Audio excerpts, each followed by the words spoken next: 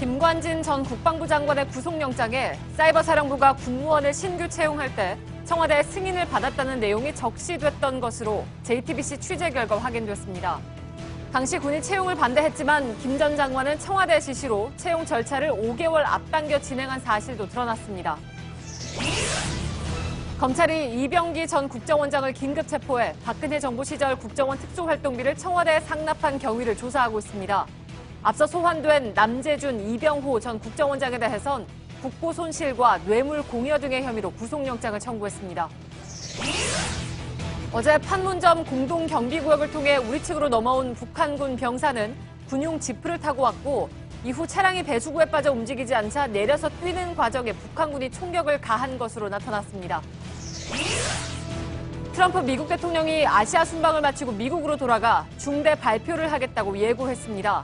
북한을 테러 지원국으로 다시 지정하는 내용이 담길 거란 분석과 함께 북한과의 대화책을 이야기할 가능성도 전망됩니다.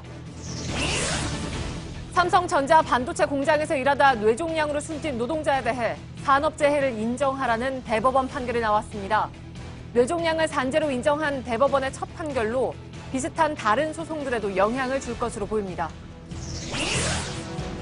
부산시가 고리 원자력발전소 앞바다에서 채취한 물로 만든 생수를 사전 정보 제공 없이 장애인이나 독거노인, 저소득층, 다문화 가정 등에 수십만 병씩 제공하고 있는 사실이 JTBC 취재 결과 드러났습니다. 부자 세습을 강행한 명성교회에 대해 해당 지역 목사들이 교단 총회 재판국에 세습 무효 소송을 냈습니다. 오늘은 명성교회 김재훈 장로를 전화로 연결해서 교회 측 입장을 듣겠습니다. 지하철 역사 곳곳에 콘크리트가 패이고 떨어져 나간 흔적이 가득합니다. 오늘 밀착 카메라는 43년째 수도권 시민들이 발휘되고 있는 지하철 1호선 역사 노후화 문제를 취재했습니다. 에너지를 쓰던 자동차가 수소로 에너지를 만드는 시대로 현대자동차. 시청자 여러분, JTBC 뉴스룸을 시작하겠습니다. 이명박 전 대통령의 SNS 활동이 과거보다 활발해진 가운데 이 전 대통령 측에서는 노무현 전 대통령 시절 문제에 대해서 내놓을 것이 있다고 주장하는 등 반격의 강도를 좀 더 끌어올렸습니다. 그러나 검찰의 수사에 영향을 끼칠 것 같지는 않습니다. 오늘도 이와 관련한 단독 보도로 시작하겠습니다. 김관진 전 국방부 장관이 국군사이버사령부의 증원과 차용 시기 등을 실행하면서 모두 청와대 승인을 받아 처리한 것으로 확인됐습니다. 이와 같은 내용은 김 전 장관에 대한 구속영장 청구서에 범죄 사실에 적시된 것으로 저희 JTBC 취재 결과 확인됐습니다. 검찰은 청와대 승인에 앞서서 사이버사 증원과 관련한 보고가 선행됐고 이 과정에 이명박 전 대통령이 관여했는지 여부를 들여다보고 있습니다. 또 김 전 장관의 영장에는 당시 군의 내부 반대를 무릅쓰고 군무원 정원을 조정해서 사이버사령부 인력을 늘렸다는 내용도 적시됐습니다. 검찰은 이 과정에서도 청와대 지시가 있었기 때문에 군의 반대와 상관없이 증원이 강행됐다고 보고 있습니다. 먼저 이지혜 기자의 단독 보도입니다. 지난 11일 구속된 김관진 전 국방부 장관이 국군사이버사령부의 군무원 추가 채용과 일정 등 모든 과정에 청와대 승인을 받아 처리한 것으로 드러났습니다.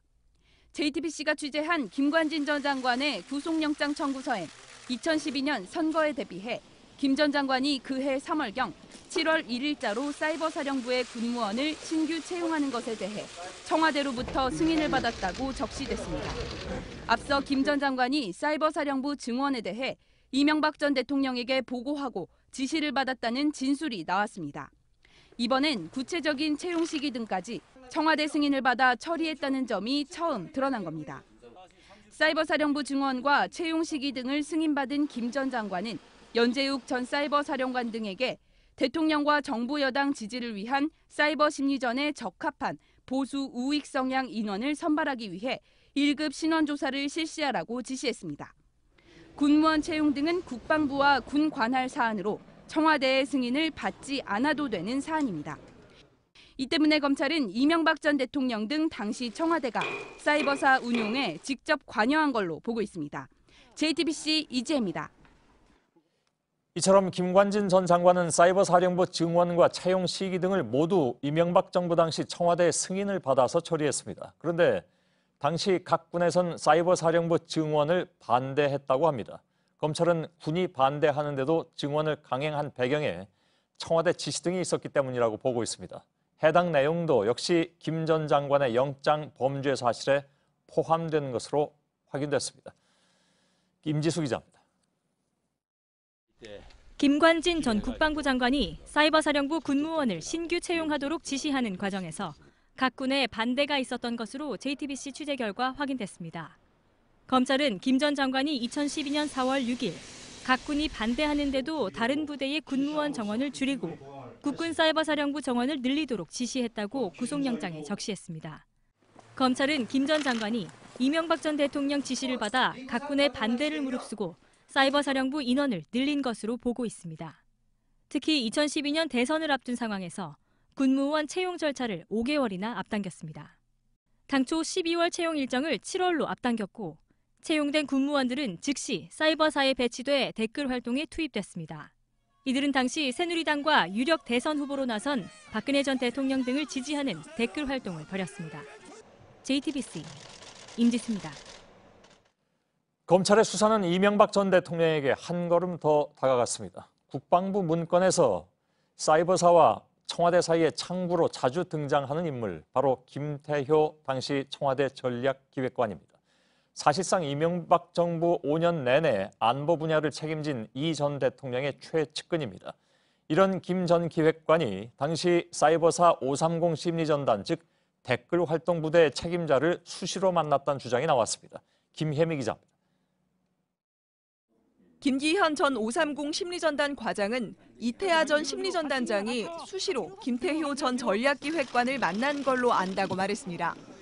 옥도경 당시 사이버 사령관과 함께 청와대로 들어가 김 전 기획관과 회의를 했다는 얘기를 자주 들었다는 겁니다. 그 당시 이태하 단장 등이 VH 회의를 다녀왔다는 들었는데 누구를 만나고 오느냐? 김태효 전략 비서관을 만나고 온다고. 530 심리전단의 활동을 김 전 기획관이 직접 보고를 받았다는 의혹이 커지는 정황입니다. 그동안 국방부 내부 문건에서도 국내 사이버 작전 결과를 청와대에 대면 보고했다는 기록이 나왔고 그 창구 중 하나로 김 전 기획관이 지목되기도 했습니다. 하지만 이명박 정부 청와대 관계자들은 심리전단의 댓글 활동과 관련해선 아는 바가 없다고 선을 그어왔습니다.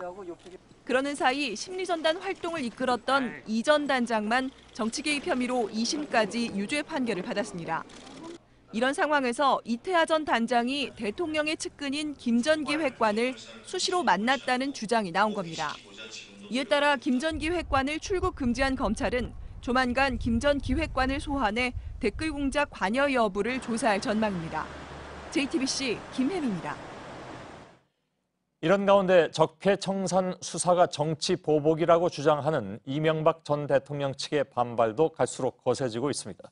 특히 이 전 대통령의 한 측근은 집권 5년 동안 노무현 정부에 대해서 쌓아놓은 자료가 있다고 주장하면서 반격을 시사하기도 했습니다. 윤영탁 기자입니다.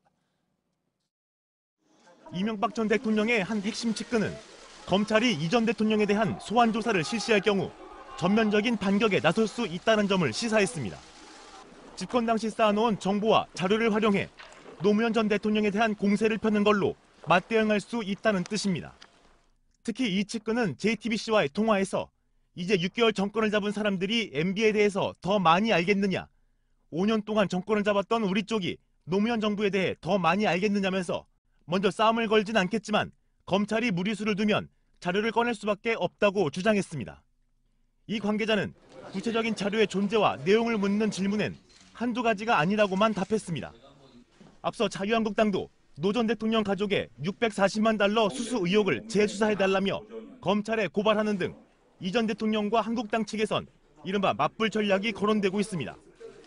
이 전 대통령도 지난 12일 바레인으로 출국하기에 앞서 5시간 참모회의를 주재했는데 이 자리엔 이명박 정부 당시 민정수석 등도 참석한 걸로 전해졌습니다. JTBC 윤영탁입니다. 그러나 박상기 법무부 장관은 이명박 정부에 대한 수사는 정치보복이 아니라면서 되도록 빨리 수사를 마무리하겠다고 밝혔습니다. 인터넷에서 청원이 이루어지고 있는 출국 금지에 대해서는 아직 언급하기 이른 단계라고 했습니다. 이 전 대통령은 내일 귀국합니다. 신혜원 기자입니다. 국회 법제사법위원회에 출석한 박상기 법무부 장관은 적폐청산 수사가 정치보복이라는 야당 측의 주장을 반박했습니다. 증거에 의한 수사일 뿐이란 겁니다. 이게 정치보복이 아니라는 점은 말씀을 드렸고요. 특정인을 처벌하기 위한 수사가 아니고 나타난 증거에 따라서 지금 진행되고 있는 수사이기 때문에. 다만 박 장관은 이 전 대통령의 출국 금지를 요구하는 여당을 향해서도 아직 출국 금지를 언급하기엔 이른 단계라고 답했습니다. 야당은 변창훈 검사의 사망을 계기로 국정원 댓글 사건 수사팀 교체를 촉구하기도 했는데 박 장관은 이때도 난색을 표시했습니다. 지금 현재 수사가 막바지에 이르고 있는 건 아시지 않습니까? 그래서 지금 단계에서 수사진을 바꾼다든가 하는 것은 좀. 이런 가운데 지난 12일 정치보복이라고 주장한 이명박 전 대통령이 내일 오전 바레인에서 귀국합니다. 이에 따라 이 전 대통령이 정치보복이 아니라는 현 정부의 입장에 대해 재반박 입장을 내놓을지 주목됩니다. JTBC 신혜원입니다. 박근혜 정부 국정원의 특수활동비 상납 사건에 대한 수사도 지금 정점을 향해서 가고 있습니다. 오늘 검찰은 남재준, 이병호 전 국정원장 2명에 대해서 한꺼번에 구속영장을 청구했습니다. 경우에 따라서는 박근혜 정부 시절의 국정원장들이 모조리 구속될 가능성이 높아졌습니다. 검찰 취재기자를 연결하겠습니다. 박민규 기자, 검찰이 두 전직 국정원장에 대해서 동시에 구속영장을 청구했는데 특수활동비 상납 수사에 그만큼 진전이 있다고 봐야 되겠죠? 네, 검찰은 앞서 조사를 받고 돌아간 남재준, 이병호 두 전직 국정원장에게 특정범죄가중처벌법상 뇌물공여 그리고 국고손실죄를 적용했습니다. 한마디로 이 두 사람이 청와대에 국정원 특수활동비를 뇌물로 제공해 국고를 낭비했다는 얘기입니다. 남재준 전 원장은 매달 5천만 원씩, 이병호 전 원장은 매달 1억 원씩 청와대에 상납한 것으로 조사됐습니다. 예, 이병호 전 국정원장에 대해서는 청와대가 작년에 총선을 앞두고 진행한 이른바 진박 후보 경선을 위한 여론조사 비용 대납금 5억 원도 범죄 금액에 포함이 됐죠. 그렇습니다. 청와대가 지난해 4.13 총선, 특히 새누리당 경선을 앞두고 실시한 이 여론조사, 이른바 진짜 친박, 진박 후보를 감별하기 위한 것이었고 그 비용은 국정원 특활비로 청와대가 몇 달 뒤에 충당했다는 사실 보도해드렸는데요. 당시 현직이었던 이병호 전 국정원장이 이런 일이 국정원법에서 금하고 있는 정치 관여 행위인 줄을 알면서도 청와대에 대신 돈을 줬다는 얘기입니다. 예, 조윤선, 현기환 두 전직 정무수석에게 국정원 특활비를 건넨 혐의는 어떻게 됐습니까? 역시 구속영장에 포함이 됐습니까? 맞습니다. 역시 뇌물공여 액수에는 포함이 됐습니다. 하지만 검찰은 이 부분에 대해서는 국고손실죄가 아니라 업무상 횡령 혐의를 적용했습니다. 국고손실죄는 재무 담당자를 통해 예산을 부정한 곳에 집행할 때, 그러니까 써서는 안 되는 곳에 썼을 때 적용할 수 있습니다. 조윤선, 현기환 이 두 전직 정무수석에게 전달됐던 정기 상납금은요, 재무 담당자인 국정원 기조실장 이헌수 씨가 예산을 빼내서 준 거지만 돈을 직접 건넨 건 추명호 전 국익정보국장입니다. 추 전 국장이 돈을 전달했기 때문에 국고손실죄 대신 업무상 횡령 혐의가 적용이 된 겁니다. 예. 자, 오늘 새벽에는 이병기 전 국정원장이 조사를 받다가 긴급 체포됐습니다. 검찰이 마찬가지로 구속영장을 청구합니까? 그렇게 되면 아까 말씀드린 대로 박근혜 전 대통령 정부 당시에 국정원장 모두에게 지금 구속영장이 청구되게 생겼는데 어떻습니까? 예, 그럴 가능성이 큽니다. 긴급 체포는요, 3년 이상의 징역 또는 금고에 해당하는 죄를 이 피의자가 범했다고 판단될 경우에 수사기관이 영장 없이 피의자를 체포하는 제도입니다. 검찰은 48시간으로 정해져 있는 체포 시한이 끝나기 전에 이 전 원장에 대한 구속영장을 말씀드렸듯이 청구할 가능성이 큽니다. 어제에 이어 오늘도 검찰은 이병기 전 원장을 불러 조사하고 있는데 이 전 원장은 자금 상납 사실은 인정하지만 이것은 자신이 해오던 관행대로 했던 것이고 대가를 바라지는 않았다, 이렇게 진술하고 있다고 합니다. 예, 박민규 기자였습니다. 삼성물산과 제일모직 합병 과정에 압력을 행사한 혐의를 받는 문형표 전 보건복지부 장관이 항소심에서도 실형을 선고받았습니다. 서울고등법원은 직권남용과 권리행사 방해 혐의로 재판에 넘겨진 문 전 장관과 홍한선 전 국민연금 기금운영본부장에게 1심과 마찬가지로 징역 2년 6개월을 선고했습니다. 재판부는 특히 문 전 장관이 박근혜 전 대통령의 지시를 인지했다고 밝혀서 박 전 대통령과 이재용 삼성전자 부회장의 뇌물 혐의가 더 뚜렷해졌다는 분석이 나왔습니다.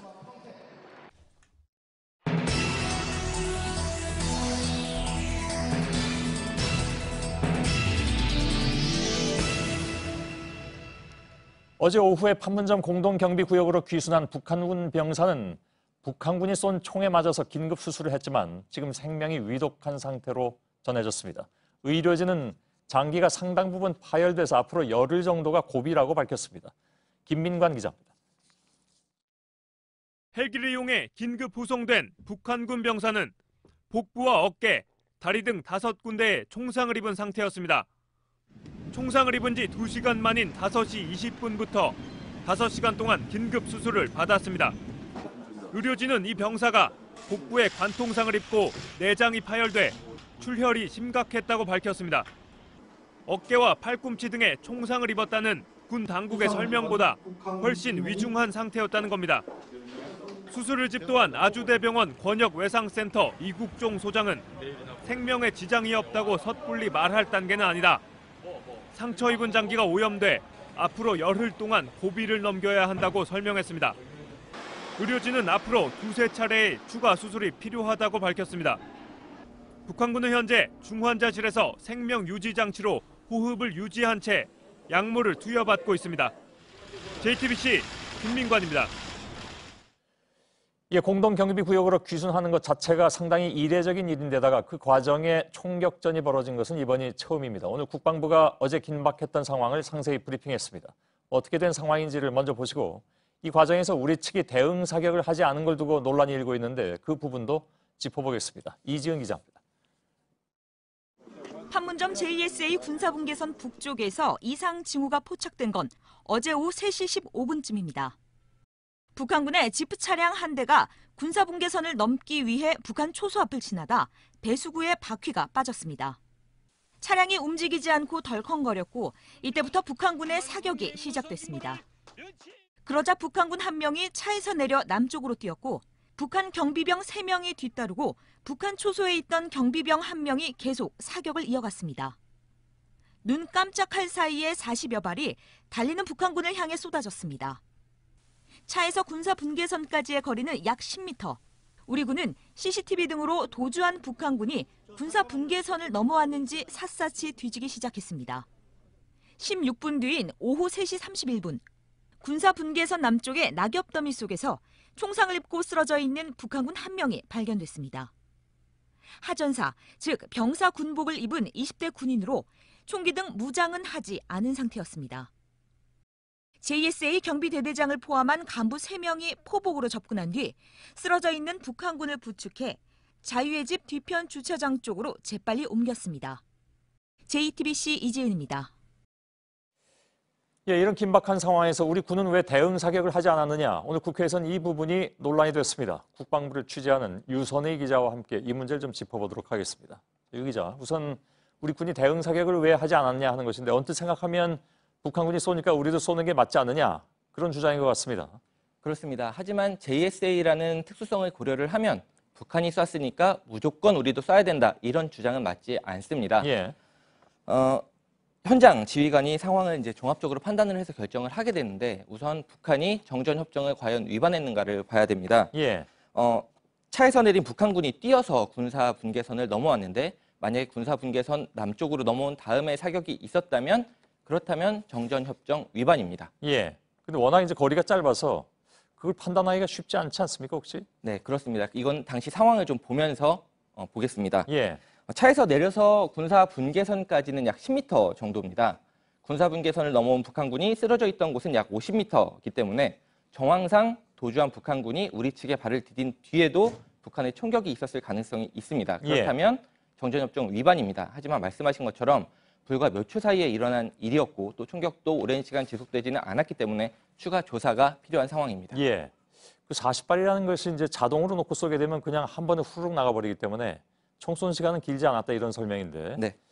근데 이제 수술을 마친 북한군의 몸에서 AK 소총탄이 나왔는데, 근데 저기서 원래 권총을 소지하게 돼 있잖아요. 판문점 네. 경비구역 내에서. 그래서 이게 정전협정 위반이 아니냐 이런 얘기가 나오고 있습니다. 네.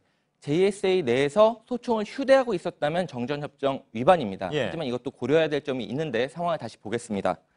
JSA 내 초소에 있던 북한군이 휴대하고 있던 소총을 쐈는지 아니면 도주하려는 북한군을 쫓아온 JSA 밖에서 소총을 소지하고 있다가 쫓아온 북한군이 소총을 쏜 것인지 확인을 해봐야 된다는 겁니다. 예. 우리 군도 어쨌든 JSA 바로 바깥 주변에 배치된 병사들은 소총을 가지고 있습니다. 예. 그거는 뭐 이렇게 CCTV라든가 이런 걸로 쉽게 확인이 잘 안 되는 모양이죠? 그 부분, 사각지대 부분이 또 있고 예. 또 쫓아온 그 부분은 우리 JSA 군사 분계선에 좀 떨어져 있기 때문에 그 부분에 대해서는 쉽게 알수 CCTV가 없다. 좀 더 확인이 필요한 상황입니다. 예. 잠깐 사이에 벌어진 일이어서 여러 논란이 있는 것은 뭐 틀림이 없습니다. 우리 군의 입장은 뭡니까? 송영무 국방부 장관은 어쨌든 짧은 시간에 잘 판단을 해서 상황을 키우지 않은 것은 잘 대처했다 이렇게 평가를 했습니다. 예. 합참은 교전 수칙을 위반한 것이 아니다 이렇게 설명을 했는데 직접 들어보겠습니다. 예. JSA 지역에서의 정전 교정 규칙은 대략 두 가지 트랙으로 합니다. 초병들의 그 위해를 가하는 상황인 것인지 위기가 고조될 것인지 이런 여부를 동시에 판단을 조치하는데. 예. 자, 지금 그 합참의 얘기는 우리 초병들한테 혹시 사격이 있으면 그럼 바로 대응 사격인데 상황이 그렇지 않았다라는 얘기인지 그건 좀 더 따져봐야 될 것 같습니다. 실제로 우리 초병을 향해서는 사격을 하지 않은 것인지도 좀 확인을 해봐야 될 것 같고. 근데 총격이 있다고 아무튼 무조건 대응 사격하는 것은 아니다. 조건이 있다 이런 얘기인 것 같습니다. 네, 그렇습니다. 정확하게 보면 우리 군에게 가해지는 위협이 큰지 아니면 확전 가능성이 큰지를 따져보고 비례성 원칙으로 대응하는 게 유엔사 교전 수칙의 기본 틀이라는 겁니다. 예. 현장 지휘관이 판단을 했을 때 북한의 총탄이 일단 우리 초병을 향한 사격이 아니었고 또 상대적으로 대응 사격을 했을 때 확전 가능성이 더 크다 이렇게 판단을 했다면 오히려 대응 사격을 하지 않은 것이 교전 수칙에 부합한다 이런 설명입니다. 예. 현장 지휘관의 판단이 그만큼 이제 중요하다는 얘기인데 JSA 경비대대장은 한국군입니까?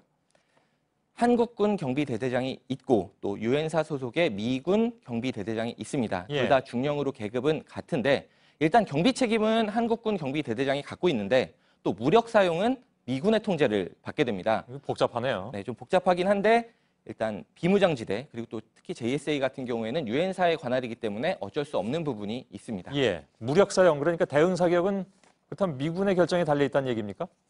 그렇습니다. 원칙적으로는 그런데 그래서 합참에 정말 위험한 상황에서도 그러면 미군의 통제가 있으면 우리가 사격을 할 수 없는 것이냐 이렇게 물어봤더니 예. 그렇지는 않다. 최전방에서 우리가 적용하는 최전방 교전 지침이 있는데 여기에선 현장 지휘관이 선 조치 후 보고할 수 있도록 돼 있기 때문에 예. 만약에 우리 초병을 향해서 사격이 됐다라고 판단을 했다면 곧바로 대응 사격을 했을 것이다. 이렇게 설명을 했습니다. 예, 알겠습니다. 아무튼 이 문제로 좀 논란이 됐기에 자세한 내용을 좀 알아봤습니다. 유선혜 기자였습니다. 동남아시아를 순방 중인 문재인 대통령이 내일 귀국합니다. 귀국을 앞두고 오늘 저녁 약식 기자간담회를 열었는데 필리핀 마닐라에서 취재 중인 이성대 기자를 전화로 연결해서 짧게 좀 내용을 들어보도록 하겠습니다. 자, 예정돼 있지 않은 그런 기자회견이었다고 들었습니다. 이번 순방의 핵심 성과 중에 하나가 이제 이른바 중국의 사드 봉인 의지를 확인했다는 건데 이에 대한 언급이 혹시 있었습니까? 네, 문재인 대통령은 이번 시진핑 중국 국가주석과의 회담으로 사드 문제는 봉인된 걸로 이해하면 된다면서 12월 한중 정상회담에서 사드 문제는 의제가 되지 않을 걸로 기대한다고 밝혔습니다. 이번에 예상을 깨고 사드 문제가 언급된 건 앞서 양국 실무 차원에서 합의된 내용을 양 정상이 다시 한번 확인하고 넘어간 것이라며 이같이 설명을 했는데요. 그러면서 문재인 대통령은 사드 문제는 제쳐두고 이 문제와 별개로 양국 관계를 발전시키자고 크게 합의했다고도 이번 정상회담 분위기를 전하기도 했습니다. 예, 그건 중국의 태도를 더 지켜보면 알 수 있는 문제일 것 같고 이번 순방 기간에 또 이슈가 된 것이 이제 미국과 일본이 주장하는 이른바 인도 태평양 안보 라인에 우리 정부가 불참 입장을 밝힌 것이었습니다. 그 배경에 대해서도 문 대통령이 설명을 좀 했습니까? 그렇습니다. 문재인 대통령은 직접 인도태평양 협력 문제는 지난 한미 정상회담에서 처음 듣는 제안이었다고 밝혔습니다. 그러면서 처음 듣는 우리로선 취지를 정확히 알기 어려워서 입장을 유보했다고 밝혔습니다. 다만 앞으로 미국한테 자세한 설명을 듣기로 했다고 덧붙였는데요. 미국 측의 입장을 고려해서 참여 가능성을 완전히 닫아놓지는 않은 발언으로 해석이 됩니다. 예, 알겠습니다. 여기까지만 듣겠습니다. 마닐라에 가 있는 이성대 기자였습니다. 트럼프 미 대통령은 아시아 순방을 마치고 워싱턴으로 돌아가서 모종의 중대 발표를 할 것이라고 예고했습니다. 그동안의 대북 강공 압박 정책을 고수할 것인지 아니면 대화로 전환하는 계기를 만들지 주목되고 있습니다. 워싱턴의 김현기 특파원입니다. Very complete statement as to trade, as to North Korea, as to a lot of other things. We've made some very big steps with respect to trade, far bigger than anything you know. 미 ABC 방송은 트럼프 대통령이 현지 시간 15일 내놓을 발표에는 북한을 테러 지원국으로 재지정할지 여부가 담길 것이라고 보도했습니다. 워싱턴의 외교 소식통은 법적 검토 작업이 이미 끝나 대통령의 최종 결정만 남은 상태라고 전했습니다. 이번 발표에선 북핵 문제는 원론적 언급만 하고 순방에서 얻은 경제적 성과를 자랑하는 데 초점을 맞출 거란 엇갈린 분석도 나옵니다. 북미 대화 의지를 전격적으로 밝힐 가능성도 배제할 수 없습니다. 한편 북한과의 물미 협상에 참여해온 수전 디메지오 뉴 아메리카 재단 국장은 북한이 트럼프가 미치광이인지 연기를 하는 건지 궁금해한다고 말했습니다. 중도 낙마할 가능성도 있어 트럼프와 협상에 적극적이지 않다고도 전했습니다. 디메지오 국장은 북한이 24시간 CNN을 보고 트럼프 트위터를 관찰하면서 트럼프를 연구하고 있다고도 했습니다. 트럼프 대통령이 이곳 시간으로 수요일 내놓을 대북 조치의 내용에 따라 향후 북미 관계에 큰 방향성이 결정될 것으로 예상됩니다. 워싱턴에서 JTBC 김현기입니다. 어제 선출된 바른정당의 유승민 신임 대표가 오늘 바로 자유한국당 홍준표 대표와 충돌했습니다. 발단은 취임 인사를 피한다는 것이었는데 결국은 또 배신자 논란까지 번졌습니다. 송지혜 기자입니다. 바른정당 유승민 신임 대표는 취임 후 첫 회의에서 자유한국당 홍준표 대표에게 직격탄을 날렸습니다. 예의차 예방하는 것조차 거부하는 그런 아주 졸렬한 작태를 보고 상당히 실망을 했습니다. 어제 선출된 직후 홍 대표 측에 인사를 가겠다고 제안했는데 거절했다며 태도를 문제 삼은 겁니다. 그러자 홍 대표도 곧바로 페이스북에 글을 올렸습니다. 새누리당을 나가 바른정당을 만든 유 의원 등을 배신자 집단이라고 부르면서 국민을 현혹한다고 비판한 겁니다. 이에 대해 한국당 관계자는 원내 교섭단체도 아닌 바른정당에 대해 더 이상 신경 쓰지 않을 것이라고 말했습니다. 9명이 한국당으로 돌아오면서 이제 11석만 남은 바른정당에 대해 고사작전을 쓰겠다는 뜻입니다. 앞서 홍 대표는 바른정당 8당 의원들을 받아들인 뒤 이제 문을 닫는다고도 말했습니다. 모두 내년 지방선거를 앞두고 불거질 보수통합론을 철저히 한국당 중심으로 끌어가겠다는 뜻을 드러낸 겁니다. 하지만 유 대표는 이런 가운데서도 중도 보수통합 대상으로 꼽은 국민의당의 안철수 대표를 만나 양당의 정책 연대 의지를 재확인했습니다. JTBC 송지혜입니다. 오늘은 박정희 전 대통령이 태어난 지 100년째 되는 날입니다. 박 전 대통령 생가가 있는 경북 구미에서는 여러 가지 행사가 열렸습니다. 박 전 대통령의 유물을 모아놓을 역사자료관 건립 기공식도 함께 열렸는데 이를 두고 현장에선 찬반단체가 격돌했습니다. 윤두열 기자입니다. 경찰을 사이에 두고 보수 성향의 시민들과 진보단체가 맞섰습니다. 경찰은 당해주셔!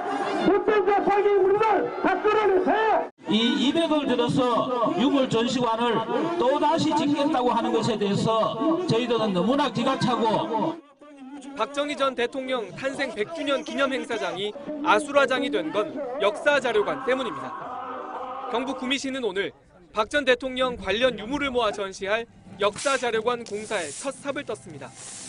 건설비만 200억 원, 관리비도 한해 수억 원이 들어갈 것으로 예상됩니다. 반대 측에서는 역사자료관이 아니라 단순한 유물관이라며 반발합니다. 여기 전시될 대부분의 물건들이 그냥 생활 소품 정도밖에 안 되는 그런 쪽으로 가지고 200억 정도 들여서 현재 박 전 대통령의 생가 인근에서는 역사자료관 외에도 882억 원을 들인 새마을운동공원 공사가 한창입니다. 생가 주변 공원화 사업에도 286억 원이 들어갑니다. 구미시는 지난 7월 시민들에게 10가지 역점 시책 중 우선 투자 대상에 대해 물었습니다. 박 전 대통령의 새마을운동과 근대화 유산 재조명 사업은 5.8%로 7번째 그쳤습니다. JTBC 윤두열입니다.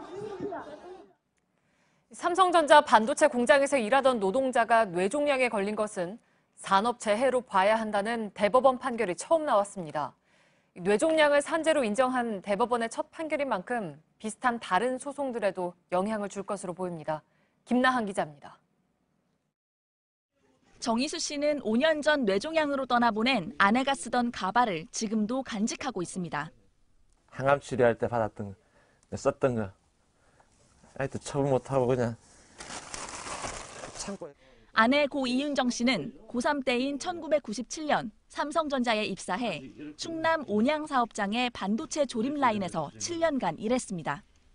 이 씨는 퇴직 후 2004년 결혼하고 아이들을 낳았지만 2010년에 뇌종양 진단을 받았습니다. 회사 가서 이런 병 걸리려고 들어가고 딱 그게 참 억울한 거죠. 이런 병 걸리려고 만약에 회사를 다닌다면 누가 다니겠어요? 이 씨는 공장 근무로 각종 유해물질에 노출돼 병이 생겼다며 근로복지공단에 요양급여를 신청했지만 공단은 거부했습니다. 이후 법원에 소송을 제기했지만 이 씨는 2012년 32살 나이로 숨졌습니다. 남편이 이어간 소송에서 1심은 이 씨의 뇌종양 발병을 산재로 판단했지만 2심은 퇴사 후 7년이나 지났다며 인정하지 않았습니다. 대법원 판단은 달랐습니다. 뇌종양 병력과 가족력이 없는데 삼성전자 사업장에서 일한 뒤 뇌종양이 생겼다면 업무와 질병 사이에 상당한 인과관계가 인정된다고 판단했습니다. 대법원은 사건을 다시 심리하라고 서울 고등법원으로 돌려보냈습니다. JTBC 김나한입니다. 네, 이번 판결로 뇌종양의 산재 인정 여부가 새로운 국면을 맞게 됐습니다. 삼성전자 반도체 LCD 부분 노동자 가운데 뇌종양 피해를 호소하는 사례들이 얼마나 되는지 박진규 기자가 짚어봤습니다. 그동안 반도체 LCD 공장에서 직업병으로 가장 많이 알려진 질병은 백혈병입니다. 그 다음으로 발병이 많은 질병이 뇌종양입니다. 반올림 측에서는 삼성 직업병 피해 제보자 236명 가운데 26명이 뇌종양인 것으로 집계하고 있습니다. 이 중 사망자 80명 가운데서는 8명이 뇌종양인 것으로 파악하고 있습니다. 삼성 측에서 법원에 제출한 자료도 있습니다. 뇌종양으로 삼성전자에 보상 신청을 한 노동자는 27명입니다. 하지만 백혈병과 달리 뇌종양은 그동안 산업재해 인정을 받지 못해왔습니다. 근로복지공단의 11명이 산재 보상 신청을 냈는데 9명이 불승인, 1명은 현재 심사 중, 단 1명만이 올해 2월에 산재 인정을 받았습니다. 고3이던 1995년 삼성전자 LCD 기흥 공장에 입사해 6년간 일했던 한혜경 씨. 2005년 뇌종양 판정을 받았습니다. 수술을 받았지만 시력, 언어 장애 등이 남았습니다.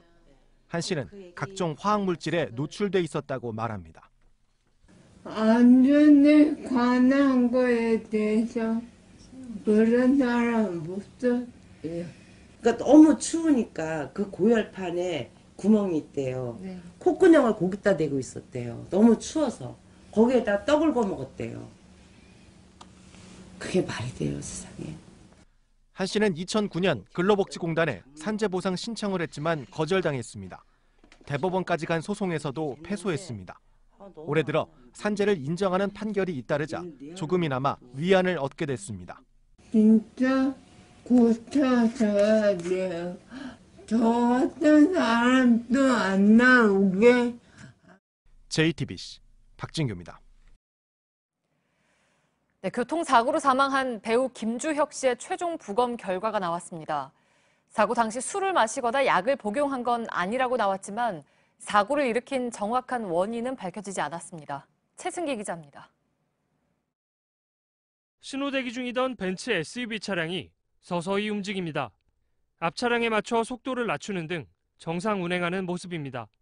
하지만 사거리를 지나자 2차로를 주행하던 차량이 방향을 잃고 우측에 있던 그랜저와 살짝 부딪힙니다. 잠시 멈추는가 싶더니 그랜저를 다시 한번 들이받고 속도를 올립니다. 경찰이 추가로 공개한 배우 김주혁 씨 SUV 차량의 블랙박스 영상입니다. 경찰은 김 씨 사망 원인이 1차 소견과 마찬가지로 머리 손상 때문이란 국가수의 부검 결과도 발표했습니다. 약동물 검사에서 알레르기 질환에 사용되는 항히스타민제가 미량 발견됐지만 신체에 영향을 줄 만큼은 아니었단 겁니다. 복용 시점도 사고 훨씬 이전이었습니다. 약물이나 동물 이런 반응은 안 나왔고요. 심장 부검을 해본 결과에 따르면 심근경색 가능성은 낮고. 사고 당시 블랙박스도 영상 녹화는 이뤄졌지만 음성 녹음 기능은 꺼져 있었던 것으로 확인됐습니다. 부검에서 정확한 사고 원인이 밝혀지지 않으면서 김 씨가 사고를 일으킨 경위가 미궁에 빠질 가능성이 높아졌습니다. 경찰과 국가수는 차량 이상 여부 등을 확인하는 데 집중할 계획입니다. JTBC 최승기입니다. 하나투어 대리점주가 고객들의 여행 경비를 빼돌리고 잠적했습니다. 경찰이 행방을 쫓고 있습니다. 파악된 피해자만 1,000명이 넘고 1,000만 원이 넘는 피해를 본 사람도 있습니다. 서효정 기자입니다. 박모 씨는 아이를 임신하고 다음 달 초 친정엄마와 해외여행을 떠나기로 계획을 세웠습니다. 하나투어 사이트에 접속해 여행 상품을 샀지만 스마트폰으로 바로 받았어야 할 모바일 티켓을 받지 못했습니다. 안내된 번호로 전화를 하면 그때마다 안심을 시켰습니다. 일단은 만약에 문제가 되면 베이베이에서 제가 해드릴게요. 명함은 하나투어 명함도 다 있잖아요. 경기도 파주와 일산에서 하나투어 대리점을 운영하던 임모 씨는 패키지 여행 상품을 판매하다 며칠 전 갑자기 잠적했습니다. 경찰에 신고된 피해 사례는 아직 10여 건에 불과하지만 하나투어 측은 피해자가 1,000여 명 정도 될 것으로 추정하고 피해 금액도 수십억 원에 이를 것으로 보고 있습니다. 하나투어 측은 고객들이 대리점 명의나 개인 명의 계좌로 입금해 피해가 컸다고 밝혔지만 피해자들 중에는 하나투어 계좌로 입금한 사람들도 있는 것으로 확인됐습니다. 입금할 때까지도 이상하다고 생각은 안 했어요. 왜냐하면 입금할 때 예금주가 하나투어였기 때문에 돈을 입금했는데 그다음부터 아무 연락이 없는 거예요. 경찰은 김 씨에 대해 체포영장을 발부받아 행방을 쫓고 있습니다. JTBC 서유정입니다. 고리 원자력 발전소 인근의 기장 앞바다 물을 식수로 공급하겠다는 부산시의 계획은 추진 단계부터 시민들의 거센 반발을 불렀습니다. 안전성을 담보할 수 없다는 것이 시민단체와 시민들의 입장인데, 그런데 부산시가 장애인이나 독거노인, 또 다문화 가정 행사 등의 원전 인근에서 채취한 물이라는 사전 고지도 없이 이 생수를 제공해왔던 것으로 JTBC 취재 결과 확인됐습니다. 일반 시민들이 꺼리는 물을 사회적 취약계층을 대상으로 해서 사전에 알리지도 않고 마시게 했다는 점에서 논란이 큽니다. 부산시는 건강에 문제가 없다는 말만 되풀이하고 있습니다. 이희정 기자의 단독 보도입니다. 지난 4월 한 시각장애인을 대상으로 한 걷기 행사장입니다. 부산시는 참가자들에게 순수 365라는 생수를 500병 넘게 무료로 제공했습니다. 이 물은 경남 고리 원자력 발전소에서 11km 떨어진 부산 기장에 해수담수를 담아놓은 생수입니다. 부산시가 원전 인근의 물을 시민들에게 공급하는 사업은 추진 단계부터 인체 유해성 논란으로 반발이 컸습니다. 그런 물을 알리지도 않고 마시게 한 겁니다. 정부의 취약한 우리 어르신들, 장애인들 또는 학생들에게 이렇게 무차별적으로 제공된 점이 학부모로서 대단히 분노스럽고. 이렇게 지난 2년간 사회 취약 계층을 대상으로 공급된 생수는 모두 40만 병입니다. 장애인 행사나 독거노인 무료 급식소, 다문화 가정 행사 등에 수백 병씩 집중 배포되고 있는 걸로 확인됐습니다. 물에 대한 안전성 논란은 여전합니다. 지난해 법원은 담수화 수돗물 공급 사업을 취소하라고 판결한 바 있습니다. 주민의 90% 이상이 반대하고 있다는 게 주요 이유였습니다. 부산시는 안전성이 검증된 물이고 원하는 가정에만 공급하겠다는 입장이지만 기장해수 담수를 수돗물로 요청한 세대는 아직까지 한 곳도 없는 것으로 나타났습니다. 원하는 지역이 없습니다. 원하는 사업소도 없고요. 그럼에도 있어서 지금 370만 병이 계속 나가고 있다는 것은 문제가 있다고 보고요. 저는 감사원 감사를 통해서 조치를 취해야 된다고 봅니다. JTBC 이희정입니다. 시민들이 거부하는 원전 인근 채취 생수를 다른 사람들도 아니고 사회 취약계층에게 알리지 않고 공급했다는 내용을 취재한 이희정 기자와 잠깐 얘기를 좀 더 나눠야 될 부분이 있습니다. 자, 사회 취약계층이라는 것 때문에 더 논란이 될 수 있고 또 공교롭게도 공교로운 건지 모르겠는데 특히 시각장애인 행사에 이 물이 많이 갔다면서요? 네, 맞습니다. 최근 2년간 제공됐던 병입수 현황 자료를 지금 보실 텐데요. 예. 이 취약계층 행사에 주로 이제 많이 공급이 됐고 또 특히 눈에 띄는 게 이 시각장애인 행사 부분입니다. 이 병 디자인도 그 사이에 좀 바뀌었는데요. 이전에는 정면에 이 순수 365라고 이렇게 라벨을 붙였다가 최근 이 물의 정보를 직접 볼 수 있도록 기장 해수담수 수돗물로 좀 바꿨습니다. 예. 그런데 여전히 이 시각장애인들의 경우에는 이걸 볼 수 없다라는 문제가 있습니다. 따라서 사전에 이걸 미리 알려주지 않으면 이게 원전 인근에서 채취한 물인지 알 수 없는 상황에서 이걸 마시게 되는 겁니다. 예. 그래서 이제 논란이 더 큰 부분입니다. 근데 이제 마셔도 되는 물인가 하는 문제죠. 그러니까 방사능 물질 배출에 따른 수질 안전성 논란, 이건 계속되고 있는 거 아니겠습니까? 지금도?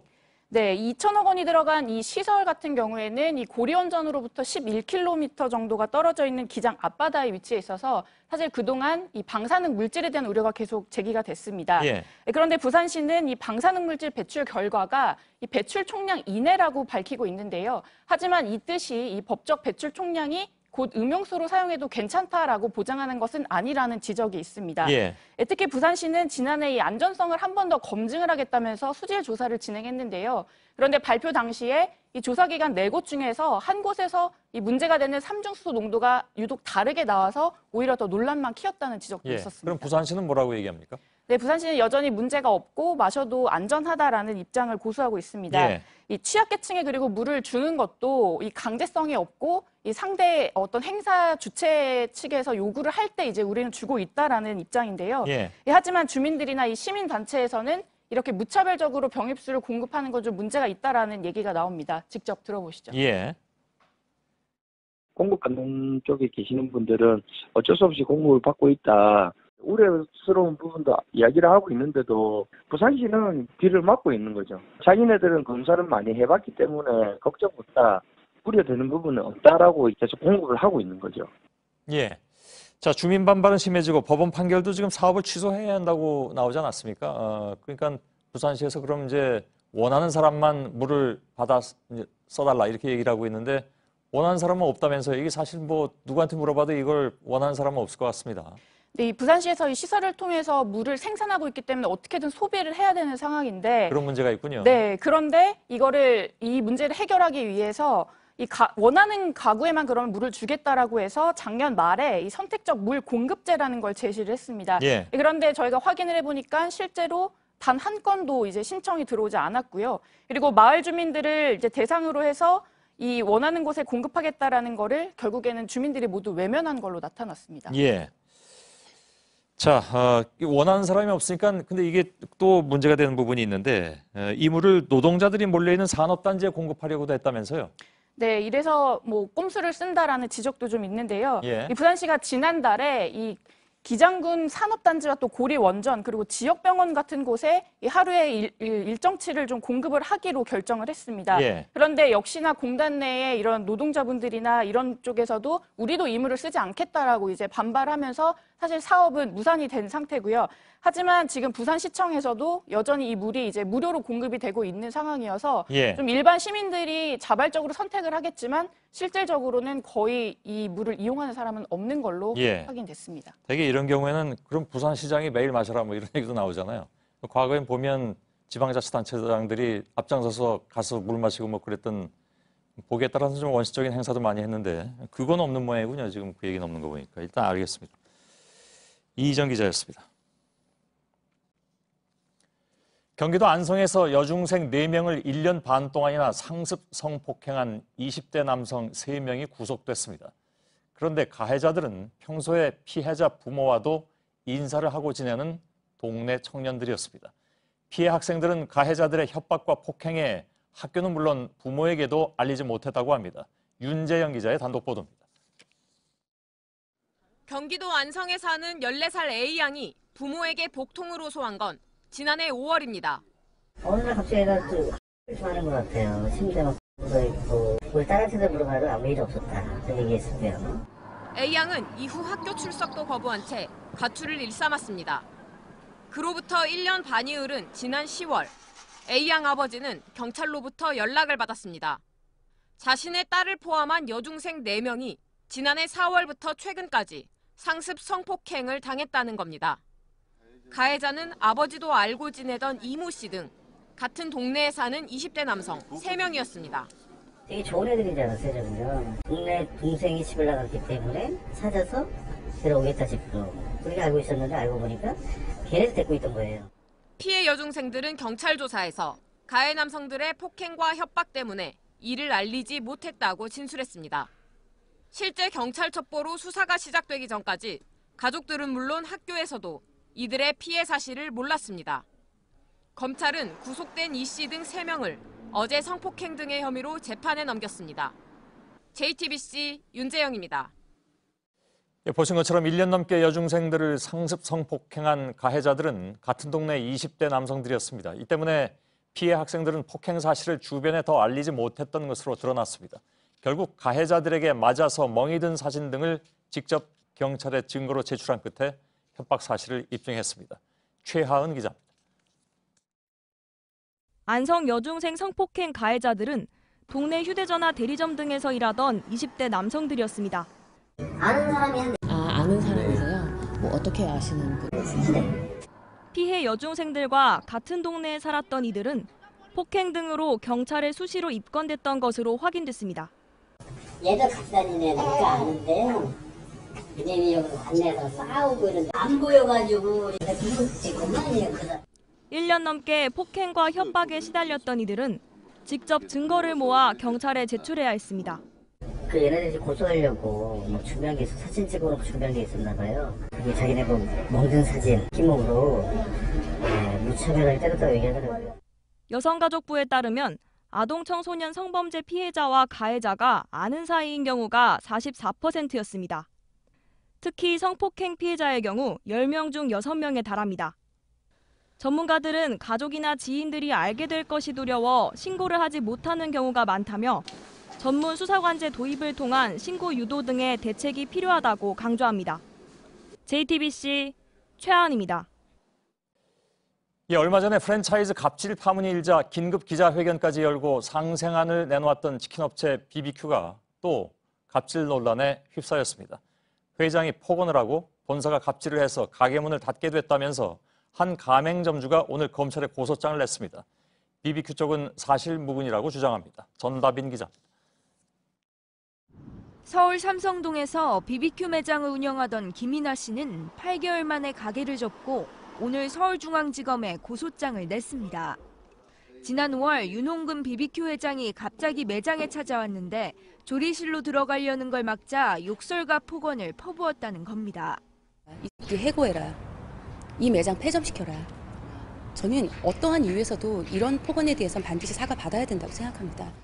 김 씨는 운영 기간 동안 본사에서 유통기한이 임박하거나 기준보다 중량이 모자란 생닭을 수시로 보냈다고 말했습니다. BBQ 측은 김 씨의 주장은 사실이 아니라고 반박했습니다.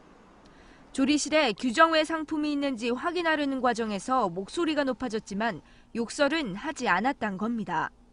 또 가맹점에서 닭에 대해 불만을 제기하면 반품과 환불 조치를 철저히 하고 있다고 주장했습니다. BBQ 측은 이번 갑질 논란과 관련해 내일 오전 공식 입장을 내놓겠다고 밝혔습니다. JTBC 전다빈입니다. 가상화폐 시장의 과열 조짐이 심상치가 않습니다. 투기성 자금이 몰려들며 가격이 매일 급등락하고 거래 사이트가 다운돼서 손해를 본 투자자들이 집단 소송에 나섰습니다. 금융당국이 손을 놓은 사이 시장이 거대한 투기판으로 변질되고 있다는 지적입니다. 이태경 기자입니다. 오늘 오후 서울 강남구의 가상화폐 거래소 빗썸의 고객센터입니다. 이 회사의 서버가 다운돼 큰 손실을 봤다며 항의하는 투자자들이 보입니다.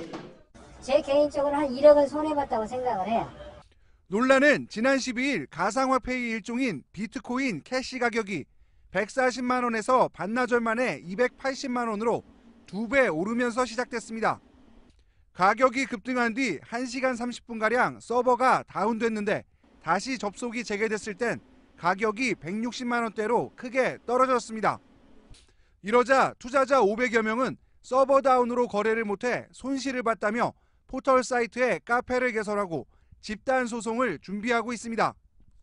빗썸 측은 아직 보상책을 내놓지 않고 있습니다.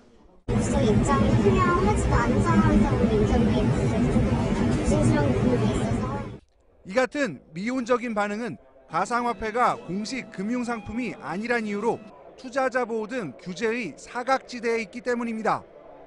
하지만 가상화폐 시장의 거래 규모는 하루 5조 원을 넘어서 이미 코스닥보다 큰 수준입니다. 가상화폐가 한탕을 노리는 투기 수단으로 전락하고 대규모 손실 사태가 발생하는 일을 방지하기 위한 대책 마련이 필요하다는 지적입니다. JTBC 이태경입니다. 수도권의 한 교대에서 서류 전형의 규정을 위반해서 0점 처리돼야 할 학생이 예비 합격까지 했던 사실이 드러났습니다. 학사 운영도 엉터리였습니다. 학교 측은 단순한 실수라고 주장했습니다. 유한울 기자입니다. A씨는 지난해 경인교대 수시모집 학생부 전형에 응시했습니다. 그러면서 자기소개서에 학교 밖에서 열린 대회에서 수상한 실적을 적었습니다. 이 경우 고등교육법상 자기소개서를 0점 처리하고 불합격 처리해야 합니다. 학생부 전형에서 자기소개서는 공교육 내에서 이뤄진 활동만 평가하자는 취지이기 때문입니다. 하지만 경인교대는 A씨를 서류 전형에 합격시켰고 결국 A씨는 예비 합격자의 이름을 올렸습니다. 지금은 다른 학교에 재학 중입니다. 올해 3월 종합감사에서 이런 사실을 적발한 교육부는 관련 교원 4명에게 경고 처분을 내렸습니다. 감사에서는 엉터리 학사 운영도 한꺼번에 드러났습니다. 총 수업 시간의 4분의 1 이상을 결석하면 F학점을 줘야 하지만 20명의 학생은 D 이상의 학점을 받았습니다. A+를 받은 경우도 있습니다. 또 교사 자격을 따려면 정부가 정한 기준에 따라 최소 30시간의 교육 봉사 활동을 해야 합니다. 그런데 학교 마음대로 24시간으로 줄여 학생 1,850여 명이 봉사활동 시간을 채우지 못했습니다. 교육부는 학생들의 잘못은 아니라고 보고 학교에만 기관 경고를 내렸습니다. JTBC 유한울입니다. 네, 고혈압 환자가 빠르게 늘고 있습니다. 국내 판정 기준이 너무 엄격한 거 아니냐 하는 의구심도 있지만 최근 미국 의료계에서는 고혈압 진단 기준을 오히려 강화했습니다. 즉, 새로워지는 미국 기준이라면 우리도 고혈압 환자가 훨씬 많아지는 셈입니다. 윤정식 기자입니다.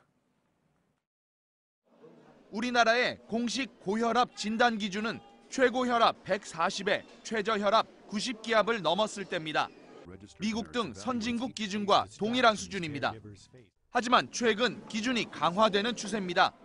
일선 병원들은 130에 80기압을 넘는 환자들도 사실상 고혈압군으로 보고 처방을 내리고 있습니다. 올해 46살인 직장인 김희윤 씨의 혈압은 134에 83입니다. 고혈압으로 진단 받으셨나요? 네, 그렇습니다. 최고 혈압이 134인데 치료받을 생각은 안 하셨나요? 네, 이 정도면은 우리나라 고혈압 기준에 보면은 그렇게 높은 것 같지 않아서 치료를 받을 생각은 하지 않았습니다. 이제 김 씨도 생각을 바꿔야 합니다. 최근 미국 심장학회와 심장병학회는 우리와 같던 고혈압 진단 기준을 10기압 내려 130에 80으로 낮추겠다고 발표했습니다. 김 씨도 미국 기준으로는 고혈압 환자입니다. 고혈압 고위험군인데도 혈압 관리를 소홀하게 하는 사람들이 많았습니다. 그런데 생활 습관이 점점 나빠지는 것을 고려하면 고혈압 기준을 더 낮춰서 더 적극적으로 혈압 관리를 하는 게 바람직하다고 볼 수 있습니다. 우리나라 고혈압 환자는 이미 1,000만 명을 넘었습니다. 특히 젊은 경증 고혈압 환자들의 꾸준한 예방이 필요하다고 전문의들은 조언합니다. JTBC 윤정식입니다.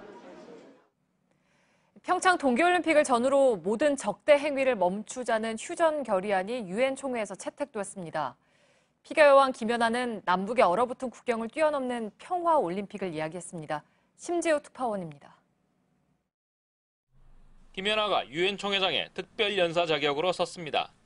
I first experienced the same spirit and power when I was 10-year-old watching the South and North Korean delegations walk into the Olympic Stadium together. 김연아는 평창 올림픽이 평화와 인류애를 전 세계가 공유하는 자리가 될 것을 확신한다고도 했습니다. Perhaps the most sincere effort to cross frozen border between South and North and to foster a peaceful environment. 4분간의 짧은 연설에 회원국 대표들은 박수로 공감을 표했습니다. 동계올림픽 역사상 가장 많은 157개국이 공동 제안한 휴전 결의안은 전원 동의 형태로 채택됐습니다. 유엔 본부에서 이어진 기자회견에선 북한이 출전권을 확보한 피겨 페어에 북한 선수가 꼭 참여하길 바란다고 말했습니다. 특유의 솔직한 답변도 나왔습니다. 갈라 익스비션에 참여하는 것은 좀 잘 어려울 것 같고요. 만약에 그렇게 된다면 저로서는 더 이상 후회 없이 영광. 전 세계 언론의 관심은 북한의 출전 여부였습니다. 1월 말 2월 초까지도 저희는 북한의 참가를 기다리고 있을 것입니다. 뉴욕에서 JTBC 심재호입니다. 현지 시간 12일 밤 이란과 이라크 접경 지역에서 발생한 규모 7.3 강진으로 인한 사망자가 450명을 넘었습니다. 부상자는 현재까지 7천여 명으로 집계됐습니다. 이번 지진은 370명이 숨진 지난 9월 멕시코 지진보다 피해가 커서 올해 최악의 지진으로 기록됐습니다. 대법원이 정치자금법을 위반한 권선택 대전시장에 대해서 징역 6월에 집행유예 2년을 선고한 원심 판결을 확정했습니다. 권 시장은 공직선거법 위반 혐의에 대해선 무죄를 받았지만 정치자금 부정수수 혐의가 인정돼 임기를 7개월 남겨두고 시장직을 잃게 됐습니다. 대전시는 내년 6월 지방선거 때까지 행정부시장이 시장직을 대행합니다. 창원지법 진주지원은 자신이 일하는 초등학교의 남학생과 여러 차례 성관계를 가진 혐의로 구속 기소된 30대 교사에게 징역 5년을 선고했습니다. 재판부는 정신적, 육체적 약자이자 훈육의 대상인 미성년자를 성적 쾌락의 도구로 삼은 건 건전한 성도덕과 공교육을 무너뜨린 사회적 범죄라고 했습니다.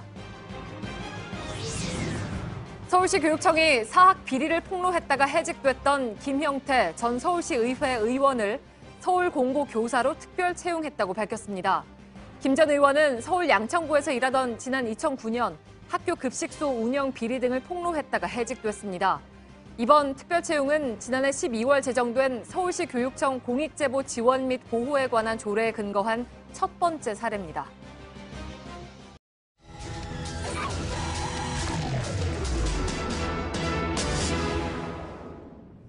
네, 우리나라에 지하철이 생긴 지 43년이 되었습니다. 1974년에 서울 지하철 1호선이 개통하면서부터죠.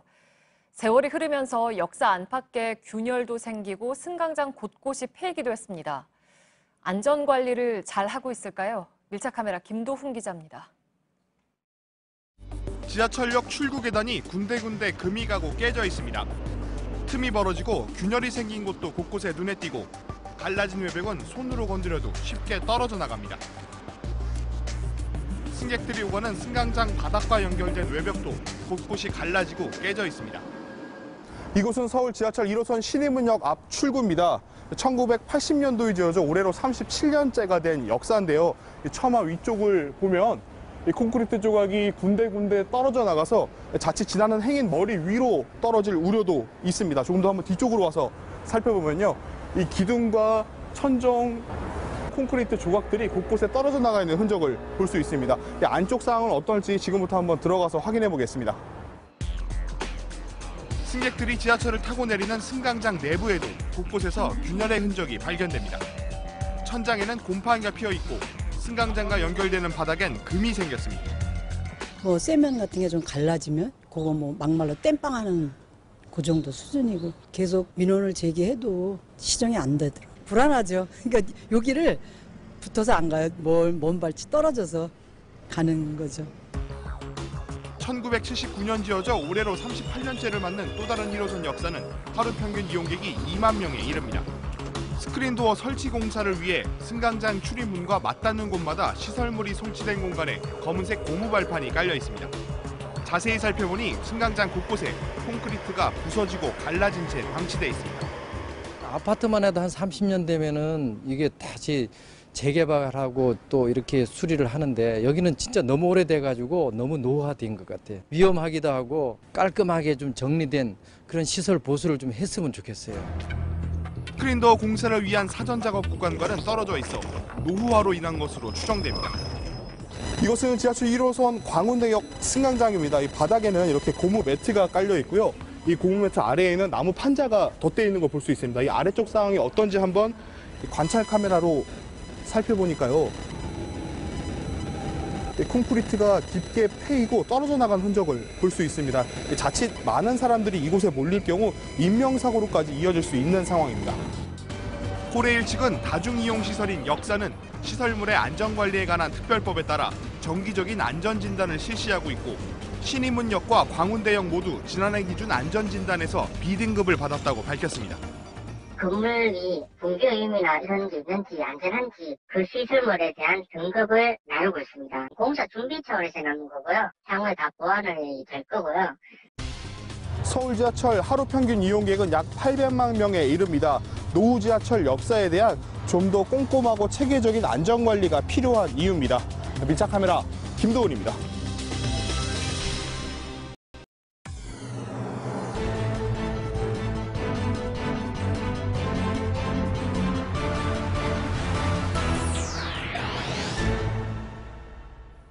뉴스룸의 앵커 브리핑을 시작하겠습니다. 상자 속으로 던져놓은 돈이 짤랑하고 소리를 내는 순간 구원받는다. 탐욕의 막장은 16세기 독일의 주교 선거에서 시작됐습니다. 독일 마인츠의 대주교가 되기 위해서 엄청난 선거비를 탕진한 알브레이트 대주교는 빚을 갚기 위해서 교황청에 면죄부 판매권을 요청했습니다. 탁월한 슬로건과 효과적인 판매 전략, 면죄부는 불티나게 팔려서 세상을 어지럽혔습니다. 결국 그 탐욕은 종교개혁의 불씨를 지폈고 지금으로부터 딱 500년 전 마르틴 루터는 마인츠의 대주교를 향해서 이렇게 반박합니다. 돈이 상자에 짤랑하고 떨어지면 욕심과 탐욕도 분명히 증가한다.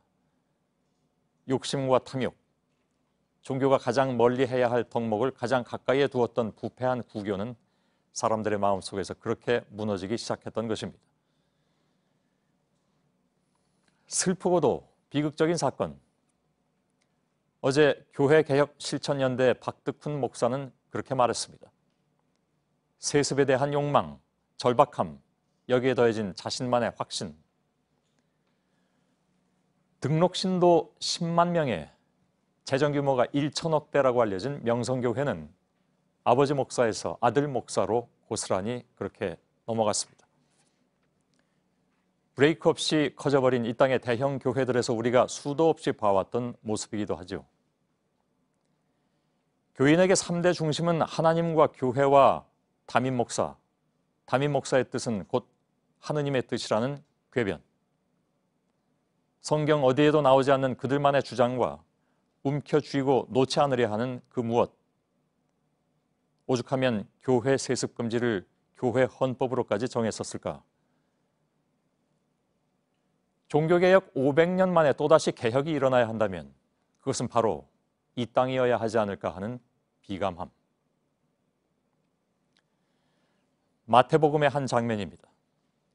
율법에 따라 유월절 예배를 위해 들어간 성전 공간에 기도하는 사람들 대신 종교 지도자들과 결탁한 장사꾼들이 가득했습니다. 예수는 성전 안에서 매매하는 모든 사람들을 내쫓으며 그들의 의자를 둘러엎고 이렇게 말합니다.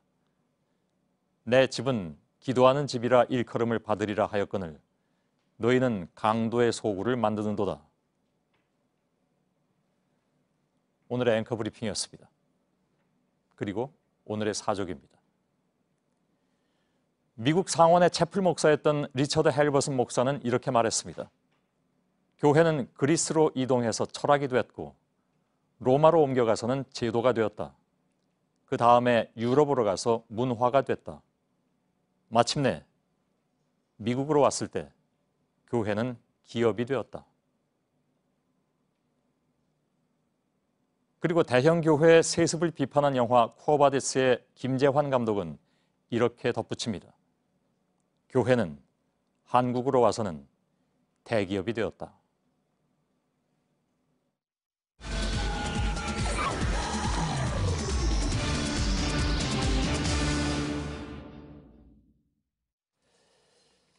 어제 저희는 명성교회가 논란 속에 부자 세습을 강행했다는 내용을 자세히 전해드렸습니다. 세습 반대를 외치는 교인들을 교회 측이 물리력을 써서 제압한 사실도 새롭게 취재됐습니다. 지역의 일부 목사들은 교단 재판국에 무효 소송을 제기했습니다. 윤세민아 기자입니다. 지난 12일 명성교회 담임 목사 취임식에선 격한 몸싸움이 벌어졌습니다. 이 밀치가 무효입니다. 명성교회는 한 신학대학생이 세습이 부당하다고 외치자 주변에 있던 교회 관계자 10여 명이 달려들어 제압한 겁니다. 보안 요원으로 보이는 한 남성은 이 학생의 목을 조르고 입을 틀어막았습니다.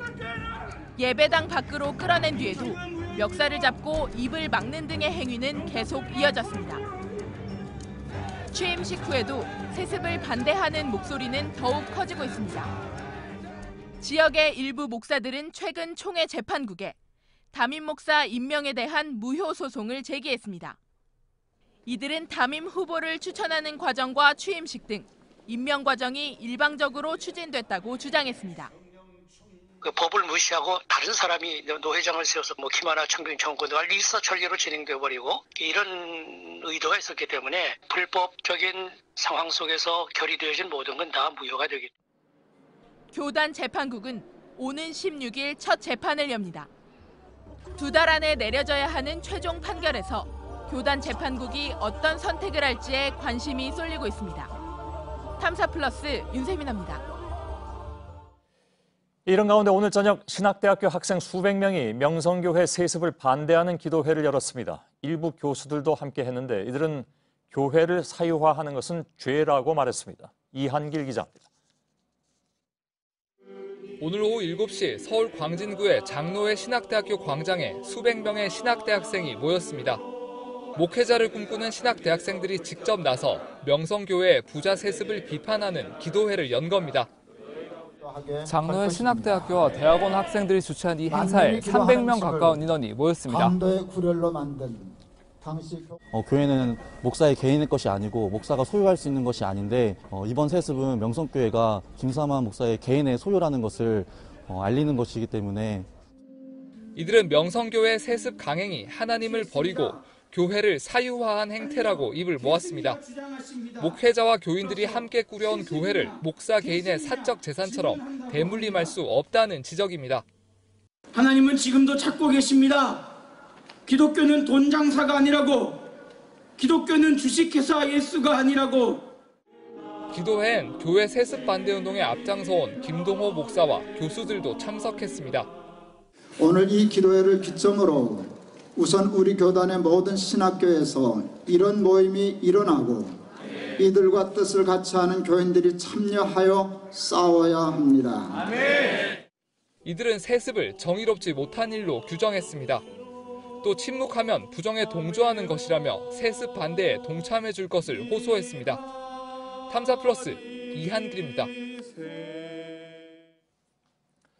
명성교회 세습 논란을 한 개별교회 내 문제로만 볼 수 없는 이유, 이에 대해서 어제 인터뷰한 박득훈 목사는 이런 교회에서 자란 기독교인들이 사회 주류가 되기 때문에 결국은 사회 문제로 이어질 일이다, 이런 말을 남기기도 했습니다.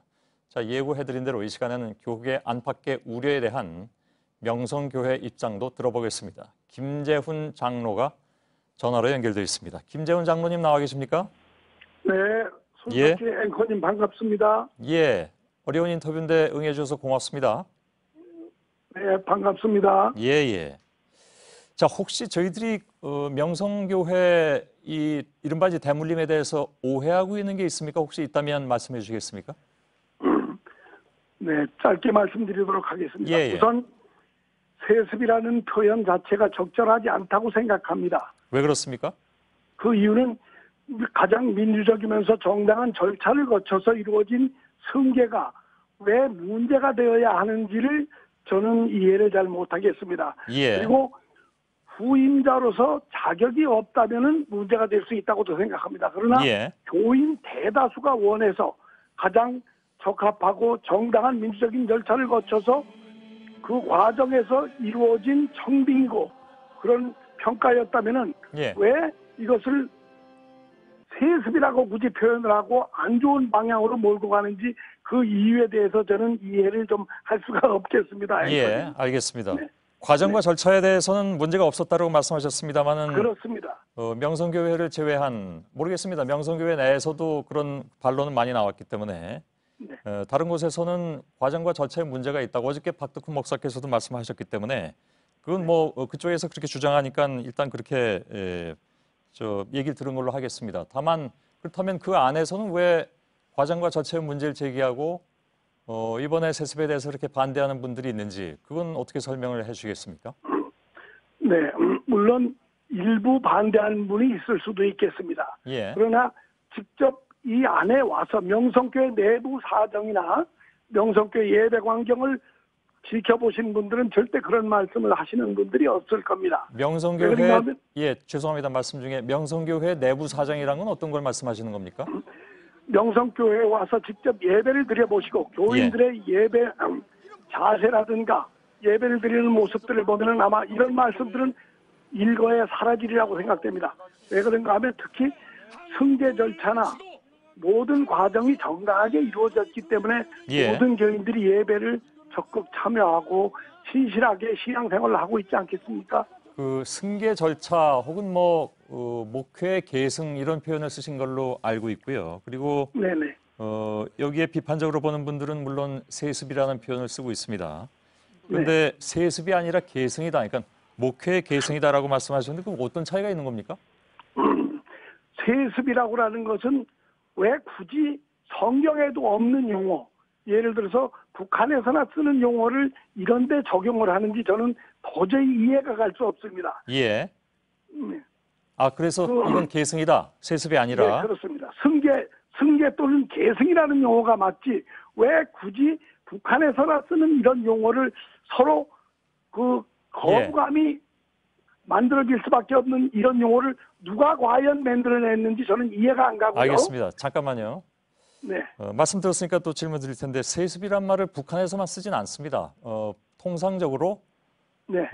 같은 부자지간이나 같은 집안에서 이른바 계승이든 뭐든 이루어지면 그것을 보통 세상 사람들은 세습이라고 하죠. 근데 북한은 정권이 뭐 부자지간에 세습이 됐으니까 그런 용어를 뭐 쓴다는 것뿐이고 그것을 북한에 국한지어서 얘기하진 않습니다. 또 한 가지는 조금 그 제가 이해가 안 가는 부분인데 이해가 가도록 말씀해 주시면 좋겠습니다. 네. 왜 그 세습이란 말은 성경에도 나오지 않는데 그걸 여기다 쓰느냐? 네. 근데 제가 과문해서 잘 모르겠습니다만은 성경을 다 읽어보진 못했는데요. 네네. 성경에서 교회를 아버지 목사가 아들 목사한테 물려주는 게 있습니까? 그러면 우리 손석희 사장님 제가 한 가지만 질문을 해봐도 되겠습니까? 아니요, 그러니까 제가 드린 질문에 우선 답변을 좀 부탁을 드리겠습니다. 아니 그러니까 똑같은 말씀입니다. 예를 들어서 미국에 있는 빌리그레암 목사님과 아드님이 아주 아름다운 승계를 해서 목회를 잘하고 계시고 우리나라에 정치하는 분들이 아버지 국회의원, 아들 국회의원 잘하고 있습니다. 그것도 그럼 세습이라고 표현해야 될까요? 우리 사장님 한번 답변을 좀 해주시면 어떨까요? 예, 빌리그레암 목사에 대한 비판은 여전히 있다는 것도 제가 그건 알고 있고요. 그리고 의원 승계와 교회 세습은 그 같은 선상에 놓고 말씀하시기 좀 어려운 거 아닐까요? 그 아드님이 문제가 있거나 예를 들어서 자격이 없거나 그렇다면은 그런 걸 가지고 문제 삼는 건 모르겠습니다. 그러나 특히 저희 교회는 모든 승계 절차를 정당하게 거쳐서 청빙위원회가 각 교회 각 부서 대표들로 구성된 청빙위원회가 대상자를 엄중하게 선정을 했고 당회에서 투표를 했고 또 의결 과정을 거친 후에 공동의회를 개최해가지고 공동의회에서 무기명 비밀 투표 과정을 거쳐서 반대가 26% 정도가 나왔습니다. 알겠습니다. 그러면 74% 나왔고 이런 정당한 민주적인 절차를 거쳐서 이루어진 과정을 자꾸 논란을 제기하는 것은 그 더 중요하게 알겠습니다. 말씀드리자면 다수의 명성교인들이 찬성하는 일을 외부에서 자꾸 이걸 논란을 제기하는 건 명성교인들의 신앙에도 옳지 않다고 생각합니다. 예, 장로님 말씀 잘 들었습니다. 그런데 그 민주적 절차 문제에 있어서는 이견을 제시하는 분들이 많이 계시고요. 그 과정에서 그것을 단지 겉으로 드러난 결과만 놓고 얘기하기는 좀 어렵다라는 이견이 많이 있어 왔고 또 실제로 여기에 대해서 반대하는 분들도 많이 계시고 오늘 조금 아까 이제 보도도 해드렸습니다만은 심지어는 신학대 학생들도 나섰고 또 교수들께서도 여기에 참여해서 이것이 분명히 잘못된 것이다 얘기를 하고 있고 또 하나는 이른바 교회 헌법 얘기가 어저께 나왔었는데 물론 교회 헌법에 대해서 좀 수정해야 된다는 얘기가 내부적으로 있었던 것은 알고 있으나 그것은 너무 명성교회 쪽에서 혹시 뭐 흔히 얘기하는 식으로 아전인수격으로 해석한 것이 아니냐 하는 비판도 동시에 있어서 그 과정에 대해서는 뭐 제가 가타부터 말씀드리긴 좀 어려운 상황이지만 네네. 교회 안팎에서 여전히 문제 제기하고 있다는 것만 좀 말씀을 드리겠습니다. 네네. 그런데 그 교회 명성교회가 특별히 다릅니까? 그러니까 제가 궁금한 것은 네. 무엇이 다른가? 왜냐하면 예를 들면 지금 그 교회 문제를 계속 언론을 통해서 대변해온 한국교회 언론회 쪽에서도 이게 그 사회에 부정적으로 비춰져 있는 모습 때문에 유쾌하지 않다, 괴롭다 이런 반응이 나왔고요. 또 하나는 뭐 이건 한 개인의 문제라고 말씀하실지 모르겠는데 이영표 전 국가대표 축구선수 독실한 신자로 알려져 있는데 김삼환 목사의 등장 아닌 퇴장 문제에 있어서는 매우 참담하다라는 그런 뉘앙스로 얘기를 한 바도 있어서 이게 교회 바깥에서는 이런 얘기들이 참 많은데 어떻게 받아들이십니까? 네. 아주 귀한 말씀을 해주셔서 감사합니다. 물론 교회 안팎의 반대 목소리가 우리 국가고 또 여러 가지 절차상을 보면은 있을 수 있습니다. 그러나 지금 저한테 우리 그 제작진에서 전화를 주신 것은 상세한 상황을 정확히 알기 위해서 전화를 주신 걸로 알고 있습니다. 그래서 제가 말씀은 들었습니다. 네네. 그러면 교회 내에 있는 분들이 절차나 진행 사항이나 진행 과정을 제일 잘 알지. 밖에 있는 분들이 참석도 전혀 안 한 분들이 이렇다 저렇다 하는 건 남의 말을 들어가지고 하는 얘기고.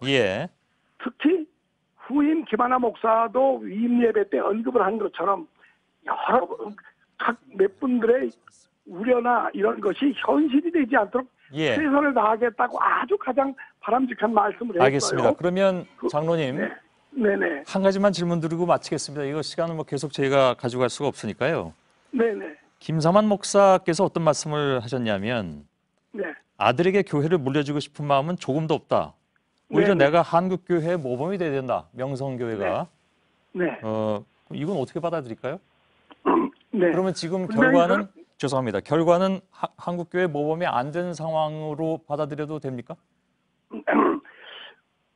지금 말씀하신 사항에 대해서 제가 답변을 해드려도 되겠습니까? 물론입니다. 그 말씀만 듣고 마치도록 하죠. 목사님의 뜻이 아닌 제 개인의 뜻으로 말씀을 드리겠습니다. 목사님께서는 분명히 그런 말씀을 하셨습니다. 그리고 교회의 후임자 청빙 과정은 청빙위원회와 당회와 교인 우리 공동의회에 있습니다. 여기에서 이루어진 과정을 가지고 청빙을 하게 돼 있습니다. 그리고 교회 수많은 다수의 교인들이 원하는 분들로 청빙하는 것이 원칙인 걸로 알고 있습니다.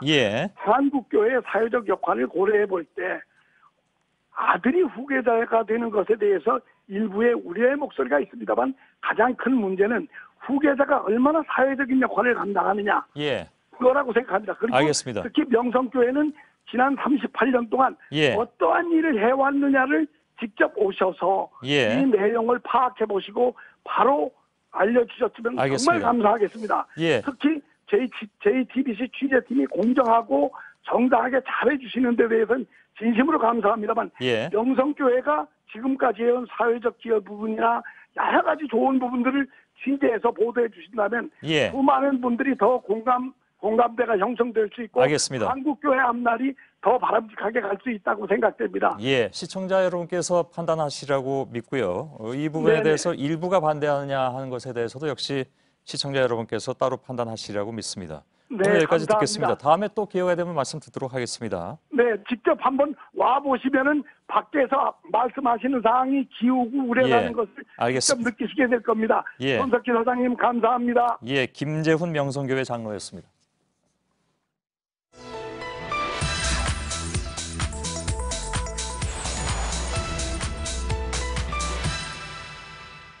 정북 좌파 너네 김성동 상시하라 박정희 동상 반대한다. 전 세계 어디를 가도 대통령 기념관에 대통령 동상이 없는 곳은 없다. 대통령 기념관에 주인인 동상을 세우는 것은 상식이다. 네, 박정희 전 대통령이 태어난 지 100년 된 오늘 박정희 동상 논란이 정치권으로 옮겨붙었습니다. 대통령 동상 없는 기념관이 세계에 어디 있느냐라는 주장도 나왔습니다. 반면 서울시는 부정적이라는 뉴스도 보도가 됐습니다. 팩트체크는 박정희 동상 건립 논란을 둘러싼 3가지 주장들을 확인을 했습니다. 오대영 기자, 우선 해외 사례부터 좀 살펴봐야겠죠? 네, 먼저 미국입니다. 이 사진은 미국 링컨 대통령 기념관입니다. 네. 이렇게 입구부터 동상이 세워져 있습니다. 아래는 프랭클린 루즈벨트 기념관입니다. 동상이 설치되어 있습니다. 하지만 모두가 이렇지는 않습니다. 워런 하딩 전 대통령은 공식 기념관에 동상이 없습니다. 허버트 후보 역시 마찬가지입니다. 네, 그러니까 있는 곳도 있고 없는 곳도 있고 전 세계에 다 있다는 말은 일단 사실로 볼 수가 없겠군요. 네, 이번에도 역시 대통령제 국가인 프랑스입니다. 샤를 드골은 가장 존경받는 전직 대통령으로 꼽힙니다. 자신의 고향에 기념관이 있습니다. 그러나 그곳에 동상은 없습니다. 미국과 프랑스 사례를 확인해 본 결과 기념관에 동상이 없는데 광장에 있기도 하고 또 그 반대의 경우도 있었습니다. 상식이라고 말할 수 있는 일관된 원칙은 없었습니다. 네, 그러니까 해외 사례로 비교를 해보기는 어렵고 우리 사정이 중요하다는 건데 근데 이제 벌써부터 서울시가 부정적이라는 보도도 나왔잖아요. 네, 서울시는 절차에 따라서 결정하겠다 이런 입장을 밝히고 있습니다. 네. 박정희 기념관은 시유지, 다시 말해서 서울시 소유의 땅이기 때문입니다. 그 절차는 이렇습니다. 박정희 기념관은 서울 마포구 상암동, 그중에서 택지개발지구 안에 있습니다. 이곳에선 동상을 설치하려면 구청의 허가를 받아야 합니다. 네. 그리고 통과가 된다면 서울시 심의를 또 받아야 합니다. 12명 내로 구성된 심의위가 2개월 안에 가부를 최종 결정합니다. 네, 간단치가 않은 문제인데 그러니까 서울시 승인 이전에 또 다른 절차가 있다. 이거는 새롭게 확인이 된 사실인 거죠? 그렇습니다. 또 다른 문제도 있습니다. 서울시 심의 규정과 충돌한다는 건데요. 이 동상은 현재 제작이 끝난 상태입니다. 높이가 4.2m, 무게가 3톤입니다. 그런데 서울시 규정은 기본 설계 완료 전에 심의 신청을 하도록 정해놨습니다. 그러니까 만들기 전에 설계 계획을 심의하는 겁니다. 하지만 박정희 기념재단은 이미 다 만든 동상을 심의받겠다라는 것이죠. 네, 규정에 배치되는 거잖아요. 그러면 다른 신청들은 어땠습니까? 그동안 얼마나 심의를 통과했는지 뭐 통계가 따로 있습니까? 있습니다. 지난 3년간 총 14건이 신청됐고 그중에 7건은 부결됐습니다. 2015년 북서울 꿈의 숲 내부에 신해철 노래비를 세우겠다는 신청이 들어왔습니다. 하지만 그 장소가 신씨 음악의 동적인 이미지와 어울리지 않아서 부결됐습니다. 재심 끝에 장소 이전 시 허가한다는 조건 부적합 결론이 나왔습니다. 올해는 장충단 공원에 정일영 박사 흉상을 건립하겠다는 신청이 있었지만 장소가 적합하지 않다는 이유로 허가를 받지 못했습니다. 네, 그러니까 결국에는 해외 사례가 어떻다, 뭐 정치적으로 찬성이다, 반대다 이런 차원의 문제가 아니라 행정적 판단의 차원으로 접근을 해야 하는 거군요. 그렇습니다. 서울시의 동상 심사 기준을 취재했습니다. 첫 번째, 객관적 평가가 정립된 인물, 그리고 출생지와 활동지 등 연고가 있는지 여부, 작품성, 조형성, 그리고 주변 환경과 조화를 이루는지 여부. 사유시설에 동상을 세우는 것은 자유입니다. 하지만 공공시설에서는 이런 공적인 판단이 필요합니다.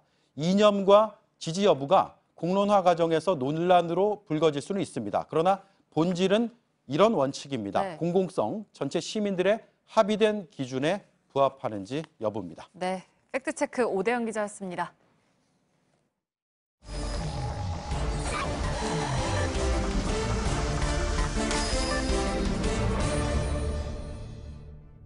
비하인드 뉴스를 시작하겠습니다. 박상태 기자. 예. 열죠. 첫 번째 키워드는 또 소식 전했습니다. 입니다. 뭔가요? 이명박 전 대통령이 어제 페이스북에 글을 올리면서 말미에 또 소식 전하겠다라고 했는데 바로 오늘 소식을 전했습니다. 그전에는 한 달 반 만에 소식을 전했는데 간격이 상당히 줄었고요. 그러네요. 오늘 전한 소식은 바레인에서 했던 강연과 청중 등과 가졌던 질의응답이었는데요. 청중이 한국의 빠르게 발전하면서 내부의 정치적 갈등 등이 있었는데 어떻게 해결했냐라고 묻자 이전 대통령은 국민들은 성과를 훼손시켜서는 안 된다는 마음으로 극단적으로 가지 않았다. 항상 타협해왔다. 이렇게 주장했습니다. 예. 특히 이 답을 길게 페이스북에서 소개를 했습니다. 예. 앞서 리포트에서 보면 이명박 전 대통령의 측근들은 노무현 정부 시절에 자료가 있다 이렇게 주장을 했었잖아요. 예. 예. 그건 무슨 얘기입니까? 정치권에서 보면 한쪽에서는 엄포를 놓고 예. 한쪽에서는 즉 이명박 전 대통령이 본인은 타협을 얘기하는 것으로 해석을 하고 있습니다. 예. 이명박 전 대통령은 그제 출국장에서 입장을 밝혔고 어제와 오늘은 페이스북에서 얘기를 했고 또 내일 귀국 가는데 입장을 밝힐 전망입니다. 사실상 매일 대응하는 셈인데요. 이 전 대통령이 직접 메시지를 반복해서 내므로써 적폐청산이 국론 분열을 가져온다라는 주장을 강화하고 또 지지층을 결집시키려는 것으로 풀이됩니다. 예. 어쨌든 이 전 대통령이 소식을 부지런히 전했는데 오늘 많은 네티즌들이 댓글을 달아서 호응을 했습니다. 응원한다라는 댓글도 간혹 보였지만 주된 댓글은 빨리 돌아오시라는 얘기였습니다. 예. 뭐 아무튼 내일 귀국을 합니다. 예. 두 번째 키워드는요? 두 번째 키워드는 마스크의 비밀입니다. 예. 오늘 국회에서는 얼마 전 북한에 납포됐다가 돌아온 흥진호 선원들이 출석을 했는데요. 아, 그때 마스크 쓴 것 때문에? 예, 그렇습니다. 예. 여기서 김태흠 의원이 한 질문을 했습니다. 직접 들어보겠습니다. 예. 누가 야당 의원들이 저 간첩이라고 그랬어요? 에? 야당에서는 한 이야기는 못 들었고 금방 물어보길래 대답하겠습니다. 그럼 정확히 못 들었다고 그러지? 예. 김태흠 의원은 선원을 타박을 했는데요. 선언이 잘 모르는 얘기지만 제가 찾아봐서 그 답을 하도록 하겠습니다. 예. 야당 의원 중에 보름 전에 정가윤 의원이 비슷한 설을 제기했습니다. 직접 들어보겠습니다. 예. 심지어 세간은 뭐라 큰지 압니까? 그 어부들이 아니고 북한의 공작 요원이라는 썰도 있습니다. 김태흠 의원이 잘 몰랐겠지만 같은 당 정가윤 의원이 정확히 간첩은 아니지만 북한 공작 요원 설을 세간의 얘기라며 전한 셈입니다. 예. 근데 뭐 납북됐다 돌아온 어부들이 무슨 뭐 죄인도 아니고 예. 왜 이렇게 윽박을 지르는지 잘 모르겠습니다. 예. 아무튼 김태흠 의원은 계속 의혹을 제기하지 않았나요, 오늘도? 예, 오늘도 간첩설까지는 아니지만 몇 가지 의혹을 제기했는데요. 예. 한 예를 들면 당시에 북한 경비정이 쫓아오자 왜 가족에게 연락을 안 했냐. 그러자 한 선원이 와이프 빼고 가족 번호를 잘 모릅니다라고 답하자 김태흠 의원이 큰 목소리로 와이프는 가족 아니냐고 따져 묻자 선원이 와이프 있는 사람도 선원 중에 몇 명 안 된다고 대답을 하기도 했습니다. 네. 물론 당시에 북한 해역에 들어가 조업을 했던 흥진호 선장과 선원들이 최적의 가장 적합한 행동들만은 하진 않았지만 당시 선원의 생활 이런 부분들을 국회의원의 상식으로 판단하기는 좀 어려워 보입니다. 예. 간첩설의 근거가 됐던 마스크의 비밀도 오늘 풀렸는데요. 해경이 해명하기를 선원 한 명이 집사람이 우울증으로 치료를 받고 있는데 본인이 배 타는 줄 잘 모른다. 그래서 언론에 나가면 쇼크 받을까 봐 마스크를 달라고 요구했고 그러자 다른 선원들도 마스크를 요구했다고 답했습니다. 예. 또 하나 간첩설의 근거로 나왔던 게 당시 선원들이 너무 젊다 했는데 그렇죠. 오늘 증인으로 출석한 선원 중에 베트남 선원 3명이 누가 봐도 20대의 앳된 얼굴이었습니다. 예. 그래서 이 의혹은 오늘 나오지 않았습니다. 예. 한편 선원들은 북한에서 호텔에서 조사받고 북한에 위해는 없었다라고 증언을 했습니다. 예.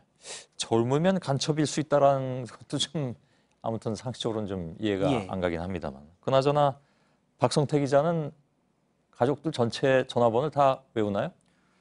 저희 직계 가족은 2대의 전화가 있는데 한 대는 외우고 있습니다. 그렇습니까? 알겠습니다. 자, 다음 키워드는요? 다음 키워드는 잘못된 만남입니다.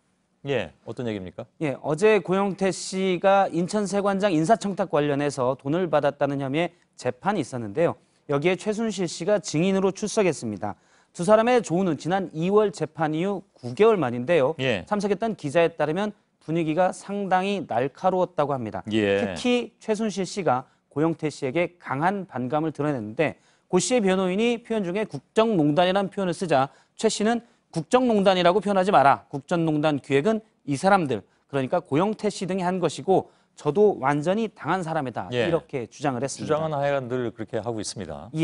고영태 씨와 최순실 씨는 한때 금전적 지원을 할 정도로 가까웠던 사이인데 고영태 씨가 한번 증언했는데 정유라 강아지 때문에 멀어진 뒤로 지금은 견원지간이 돼 있습니다. 예.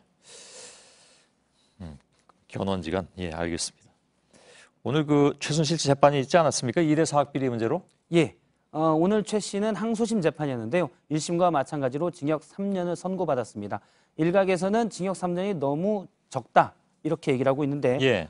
이는 2대 학사비리에 개입한 사건만 그렇고요. 국한시켜서 한 거죠? 예, 그렇습니다. 예. 최 씨가 받고 있는 혐의는 삼성 뇌물수수, 알선수재, 사기미수, 직권남용, 강요 등 무지 많습니다. 예. 나중에 이 사건들의 형량을 모두 종합해서 산술적으로 더해서 형을 받게 됩니다. 그 중에 많은 걸로 치는 게 아니라 그걸 다 합산한단 말이죠? 예, 병합 사건이 아니기 때문에 산술적으로 더하게 됩니다. 그렇군요. 예. 박성태 기자였습니다. 네, 내일 아침 최저기온 서울 1도, 대관령 영하 4도까지 내려갑니다. 내일 새벽 서울과 경기 남부, 충청 지역에는 눈발이 날릴 수도 있습니다. 예, 저희들은 내일도 최선을 다하겠습니다. 여러분 고맙습니다.